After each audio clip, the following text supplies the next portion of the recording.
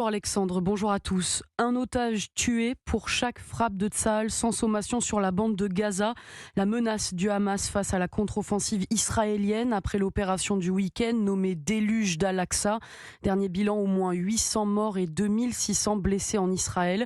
Plus d'une centaine d'otages seraient aux mains des terroristes palestiniens. Parmi eux, sûrement des Français. 14 ressortissants sont toujours portés disparus selon le Quai d'Orsay, dont Céline Ben David Nagar, une franco-israélienne de 32 ans, originaire de Lyon, qui vit à Tel Aviv. La rédaction d'Europe 1 a pu entrer en contact avec son mari, qui la cherche en Israël, Caroline Baudry. Il est 7h15 samedi quand Ido reçoit le dernier texto de son épouse. Elle est en route avec un couple d'amis direction le festival de musique Nova quand une pluie de roquettes s'abat près de la frontière. Ne t'inquiète pas, les soldats sont là, écrit-elle. Des terroristes du Hamas déguisés en soldats selon son époux qui traversent le pays et retrouvent le véhicule de la jeune femme. La voiture était criblée de balles, les vitres étaient brisées.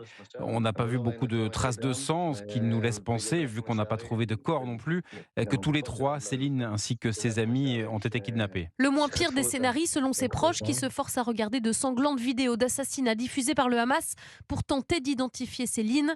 Je suis complètement désemparé, démuni. Je n'en peux plus de cette attente. Je ne dors plus depuis que ma femme a disparu.